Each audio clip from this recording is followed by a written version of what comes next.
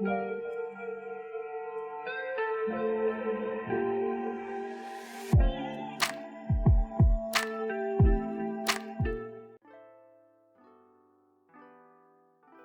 guys, and welcome to this video.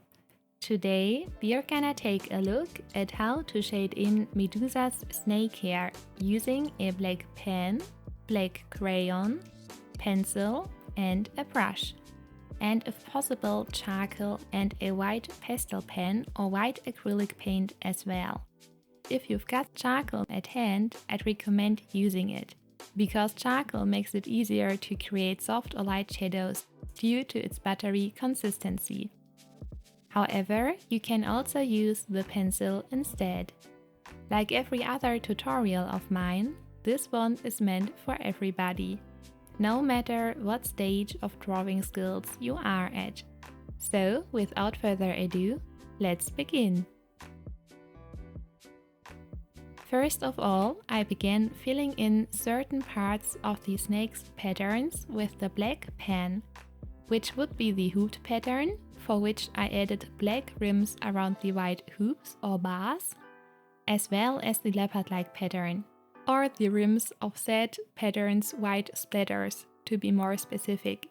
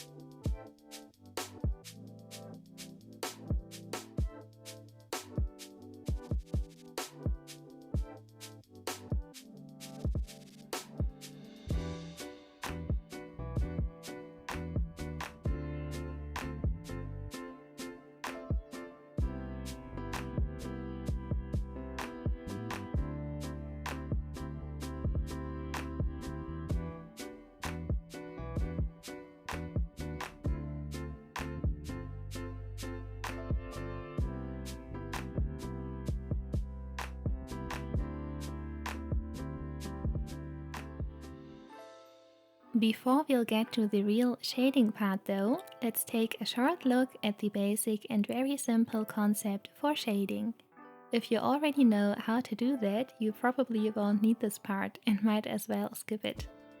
As you can see, our drawing utensils differ in darkness and intensity, which is important to keep in mind since we will always work our way from shadows or darkness to light. Meaning we will begin with the darkest color and end with the brightest, which we will give a quick try right now. Therefore, put a layer of black pen, the darkest color, on the paper. Put much pressure on the pen at the beginning of our shadow, where it would be the darkest, and drag it out by putting increasingly less pressure on it. You will notice that this part won't look as smooth and a little bit patchy when doing so, but that's totally fine.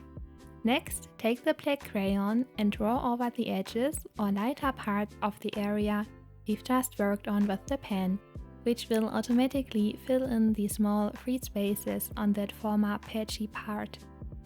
Again, drag the crayon out towards the light and put more pressure on it around the transitioning part, where the pen turns into crayon.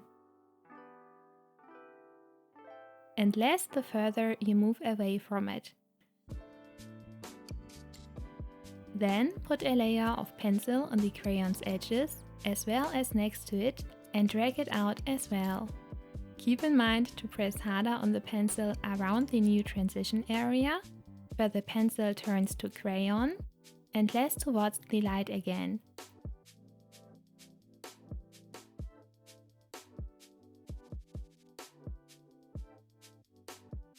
Now, use your brush to smoothen everything out, especially the pencil part, to make it blend into the white paper.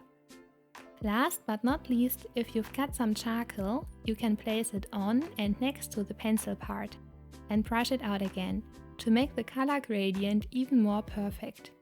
Well done guys, now you've mastered the basic concept of shading. Because we will use this exact technique whenever we want to create light and shadow. Just be aware that the black pen won't always be the darkest color. In lighter areas or softer shadows, it might as well be the crayon or pencil. You can always intensify the darkness, whereas it's much harder to make an area brighter again once it turned out too dark. So now let's begin to shade in our first snake. Start by picking one of the innerst snakes to prevent smudges, by working our way from the inner to the outer serpents. Therefore, I chose the small one peeking out from behind Medusa's neck. First, I blackened out the darkest parts of the snake again, which would be at its top and bottom, where Medusa's neck and ear would cast a shadow on it. Therefore, I used the crayon on the top part first, since I thought the top wouldn't be as dark as the bottom,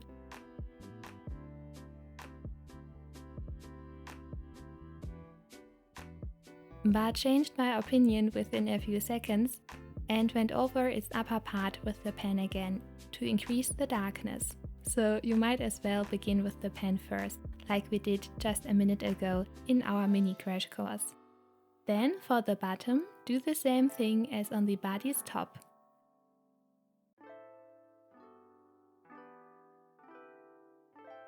However, leave this little white space and fill it in with the next lighter color, the pencil, to prepare the transition from darkness to light, falling on the snake's middle, including the lighter hoops. Concerning the middle part, put a layer of crayon around the edges, right between both white hoops, which will also enhance the rounded form of the snake's body. Take the pencil and fill in the remaining area.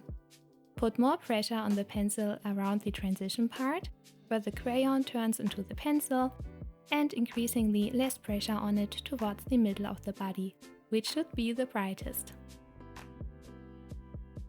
Then I worked on the two white hoops by darkening the lower hoop's edges with the pencil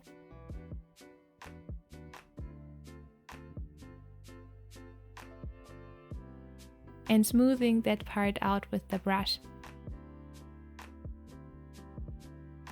before doing the same thing for the other white hoop.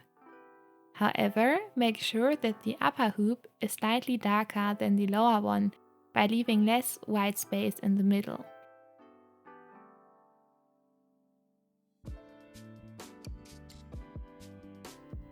Then I worked on the sibling, slithering around directly next to the hooped one. Since there would be a pretty dark shadow on this one as well, especially where it grows out from beneath Medusa's ear, take the black pen again and blacken that part out. Then put a layer of the black crayon on the body's edges, where it shortly disappears under another one again, and on as well as next to the black pen part. Drag this one pretty far out, a little bit beyond the body's middle. Again, put more pressure on the crayon around the transitioning part from pen to crayon, around the serpent's edges, and less pressure towards the middle. Then put a layer of pencil next to the crayon part and brush everything out, but keep in mind to leave that bright, almost white area. Since I felt like the transitioning part from crayon to pencil wasn't smooth enough, I added charcoal and brushed it out again. Finally, take the black pen and lay a fine grit or tie-like pattern on the snake's body. Put more pressure on it around the darker parts and less on the brighter parts, so the grit won't be too harsh. And then I completed the snake by filling in the remaining body with the black pen and black crayon.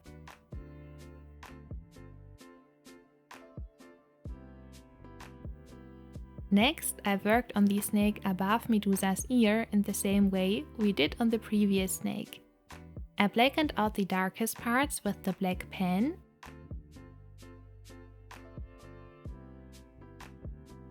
and added the black crayon. This time though, we don't want the crayon to be as smooth as before, to imitate scales with a rather slightly patchy surface. Therefore, make little circular movements when putting the layer of crayon down, which automatically leaves tiny free spaces in between. Again, put more pressure on the crayon around the body's edges, as well as where the snake disappears beneath another, and less towards the body's middle.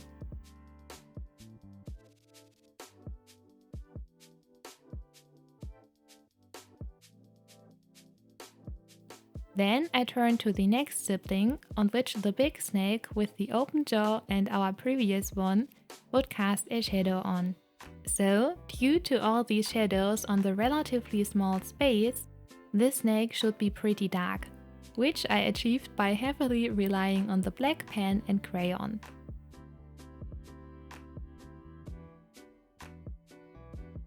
The same goes for the small baby snake adorning Medusa's forehead.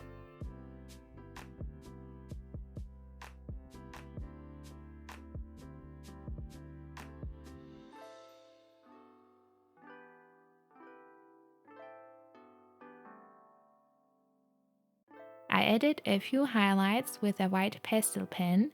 However, for example, you could also use white acrylic paint instead, and just put a few small dots on the snake's body, preferably where most or more light would fall onto the serpent. Then I started to fill in a smaller part of the lower dotted snake.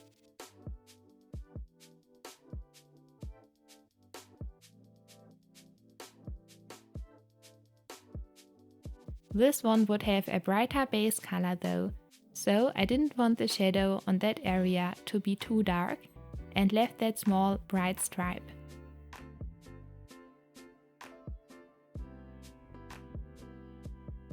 Due to smudging, I didn't complete the snake yet though, and turned to another black baby serpent on top of the girl's head instead.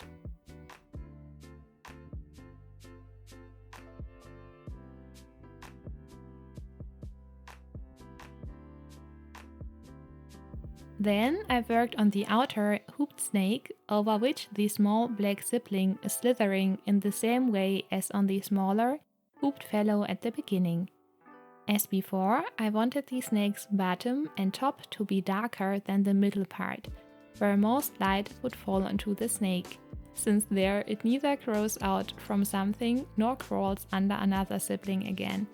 Concerning this pattern, before working on the white hoops, I always filled in the darker parts in between first, making it much easier to estimate how light the white hoops should be.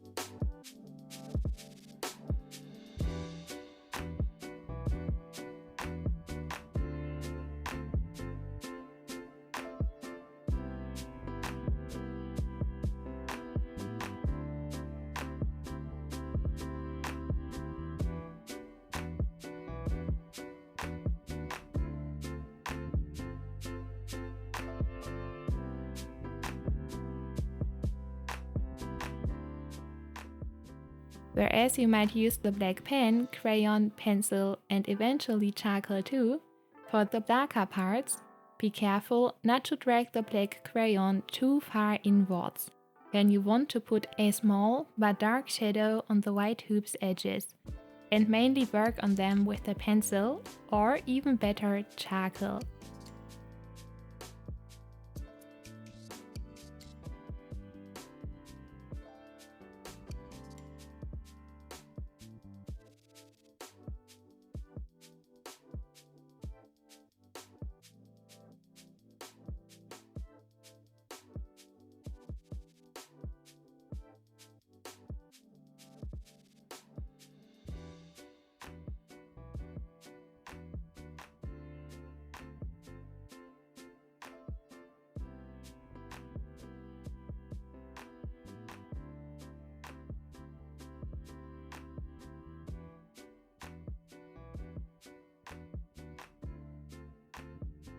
Again, I added the grid-like pattern and a few highlights, this time with white acrylic paint though.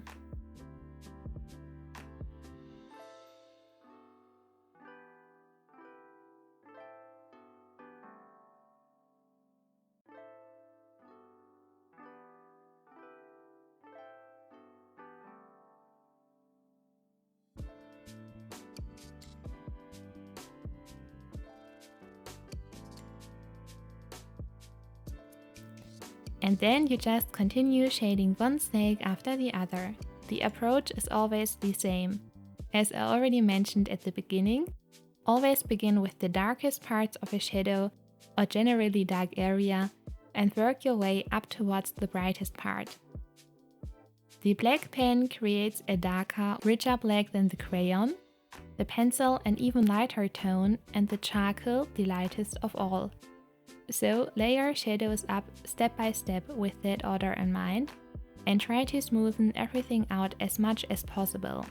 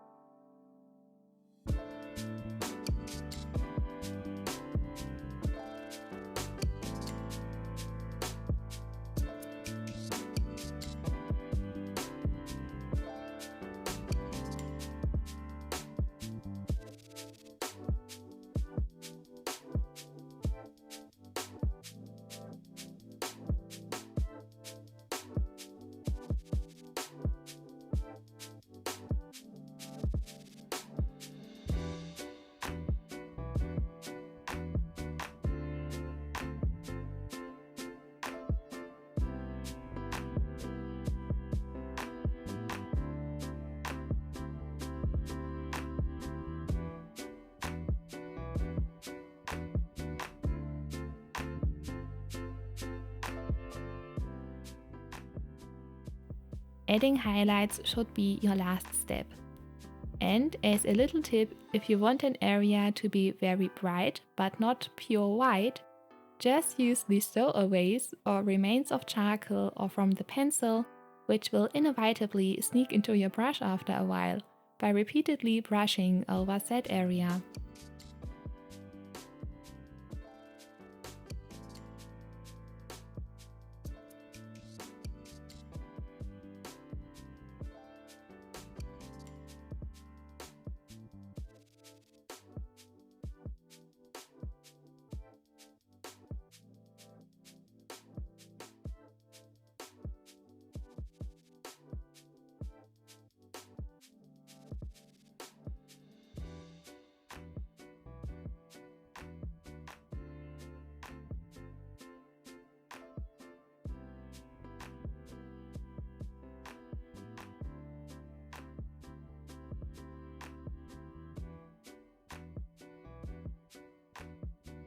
For the leopard-like pattern, leave the splatters white or quite bright, like the white hoops, since they would have a lighter base color than the remaining body. Also, since all snakes grow out from Medusa's head, casting shadows on each other's tails, I made sure that these tails turned out darker at these hair root area, so to say.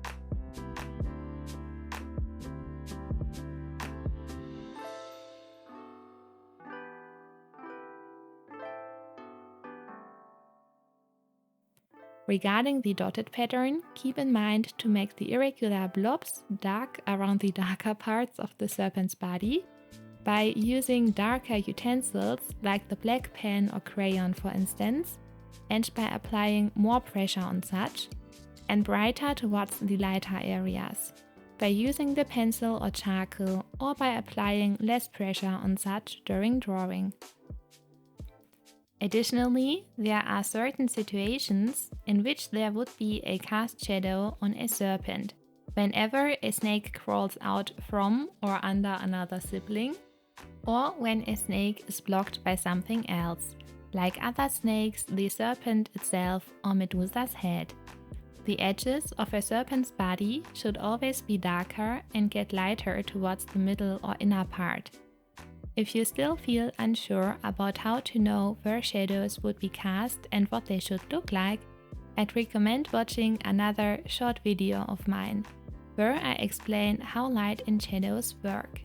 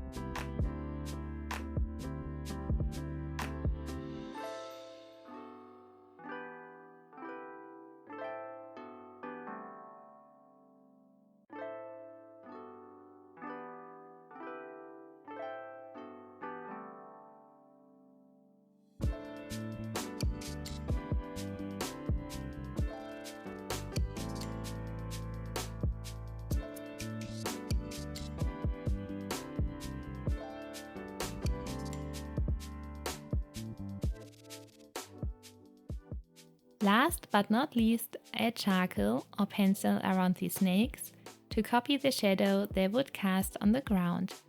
Make these shadows slightly darker and larger beneath the bigger snakes and softer, smaller around the tinier ones.